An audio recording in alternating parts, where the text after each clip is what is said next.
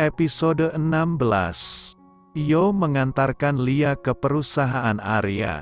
Kau terlalu banyak meninggalkan pekerjaanmu, Yo, ucap Arya saat mereka sedang memasuki lobi kantor. Tidak masalah. Aku bisa mengatasinya. Hanya ini yang bisa aku lakukan untukmu, ucap Yo tersenyum. Dika memberikan laporan pada Lia. Dan Lia menelitinya. Kau silahkan keluar, nanti aku hubungi jika diperlakukan, ucap Lia pada Dika. Lia memberikan laporan pada Yo. Untuk ditelitinya. Aku belum terlalu mengerti. Tolong kau lihat dulu. Jika ada yang janggal beritahu aku, ucap Lia.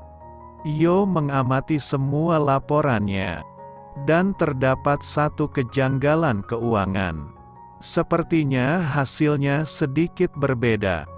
Kau harus memanggil manajer keuangannya dan minta dia jelaskan secara rinci bagaimana bisa terjadi selisih begitu banyak. Jangan percaya pada orang lain, Lia. Karena kau baru di dunia bisnis. Kau hanya bergelut di dunia fashion selama ini, ingat, Yo. Sepertinya aku harus belajar banyak denganmu, Yo. Ucap Lia menaikkan alisnya. Asalkan kau mampu membayarku, Nyonya goda Yo. Kau meragukan kekayaanku saat ini. Hahaha, kau terlalu sombong, ujar Yo terkekeh. Arya meremas rambutnya kasar. Dia merasa kesal saat ini. Kenapa, Mas? Tanya Alexa yang melihat Arya gelisah. Kau harus segera sembuh. Kita akan segera menikah, ucap Arya. Alexa tersenyum manis mendengar ucapan Arya. Tapi, kenapa, Mas? Apa ada masalah? Ucap Alexa. Semua asetku sudah dikuasai, Lia. Apa kau mau hidup denganku? Kita mulai dari nol lagi, ujar Arya. Maksudmu apa, Mas? Hartaku sudah diambil oleh Lia. Mas, apa tak bisa dibagi dua? Tanya Alexa. Tidak. Lia sudah memberikan berkas untuk aku tanda tangani. Aku tak melihat berkas apa. Karena saat itu aku tergesa-gesa berangkat ke Bali, jelas Arya. Alexa mengepalkan tangannya geram. Ternyata aku tak bisa meremehkan Lia, batin Alexa. Lalu bagaimana kehidupan kita ke depannya, Mas? Tanya Alexa. Kita akan tinggal di rumah orang tuaku, ujar Arya. Tidak, Mas. Aku tak bisa. Aku tak mau bersama mertua, tolak Lia. Lalu, kau coba kembali meminta hartamu separuhnya. Kalau tidak seperempatnya, Mas. Bujuk Lia. Minta dia berbagi, selama ini kau sudah bekerja keras, Mas, ujar Alexa memaksa. Nanti aku coba kembali, jawab Arya lesu. Seminggu berlalu. Alexa sudah keluar dari rumah sakit. Kondisinya juga sudah membaik. Sebaiknya kalian segera menikah. Perut Alexa akan semakin membesar.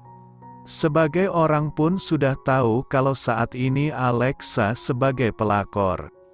Lebih baik menikah daripada terus jadi gunjingan orang, ujar Pak Wijaya. Tapi saat ini saya sudah tak punya apapun, Pak, ungkap Arya. Pak Wijaya juga sudah mendengar kabar kalau Arya telah digugat cerai oleh Lia dan semua asetnya dikuasai Lia. Menikah saja dulu. Aku tak ingin cucuku lahir tanpa status. Soal pekerjaan kita pikirkan nanti, ucap Pak Wijaya. Arya menganggukkan kepalanya setuju. Berita perceraian Lia dan Arya sudah menjadi topik hangat di kalangan pebisnis. Hingga membuat para hidung belang dan lelaki lajang banyak mendekati Lia. Lia tak sedikit pun tertarik pada mereka. Lia saat ini ingin fokus pada karir dan Kenzo putra semata wayangnya. Kenzo mulai menanyakan keberadaan papinya karena hampir 3 pekan ini mereka tak bertemu.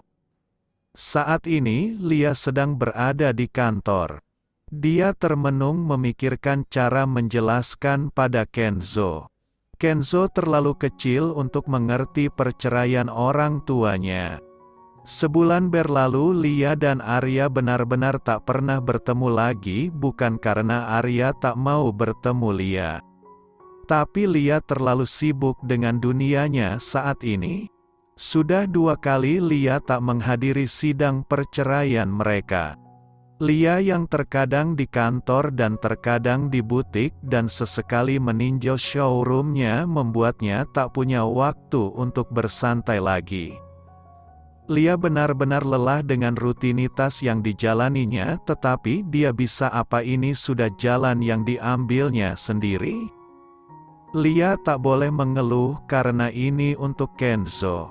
Lia ingin Kenzo hidup enak tanpa merasakan kesusahannya dulu saat baru-baru menikah dengan Arya. Arya benar-benar bingung bagaimana cara menemui Lia. Lia seolah wanita yang tak bisa tersentuh lagi. Dia dibentengi oleh beberapa bodyguard dimanapun berada. Mendatangi Lia di kantor sama saja akan membuat malunya sendiri. Semua orang sudah tahu siapa dirinya. Jangan terlalu memforsir tubuhmu. Ingat kau manusia bukan robot. Kau memiliki ambang batas kesehatan, ujar Rio. Saat ini mereka sedang makan malam. Setelah melakukan rapat dadakan pada salah satu investor dari luar negeri. Aku tahu. Sebisa mungkin aku menjaga kesehatanku, ucap Lia. Aku tak ingin Kenzo sakit. Lia hanya tersenyum menanggapi setiap ocehan Io. Io selalu mengingatkan Lia akan keselamatan dan kesehatannya. Mas, Papa memintamu untuk bekerja di kantornya, ucap Alexa. Apa Papa tak malu dengan rekan bisnisnya yang lain? Tanya Arya yang sudah tak memiliki kepercayaan diri lagi. Papa tahu kamu bisa. Kamu lelaki hebat, Mas. Lelaki pintar. Aku yakin perusahaan Papa pasti akan berkembang pesat di tanganmu, ujar Alexa memberikan semangat pada suaminya ini. Akhir-akhir ini Alexa melihat Arya seperti tak bersemangat hidup lagi. Sedikit banyaknya dia juga merasa bersalah.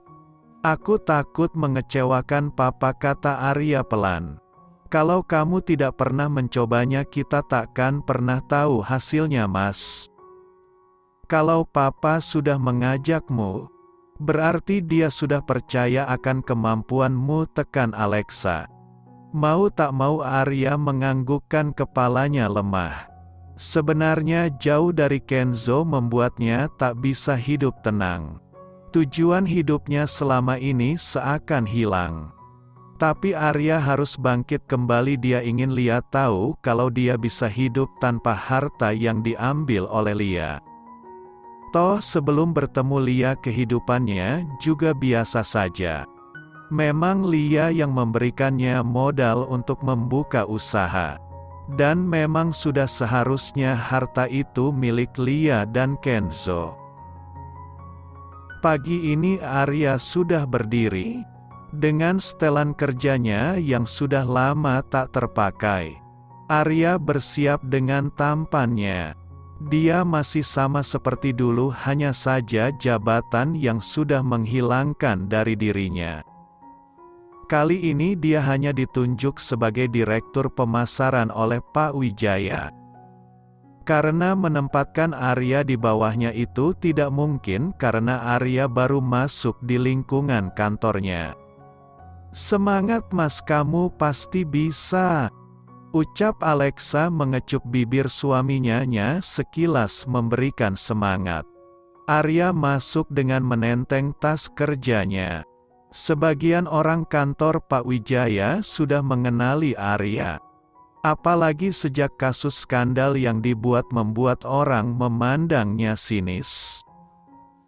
Tapi Arya tak menghiraukan semuanya, mungkin ini konsekuensi yang harus dia dapatkan dari pengkhianatannya. Memilih berdiam diri juga tak akan ada ujungnya. Dia butuh makan. Istrinya akan melahirkan. Menampung tangan pada mertua hanya akan membuat harga dirinya jatuh seperti jatuhnya dia saat ini.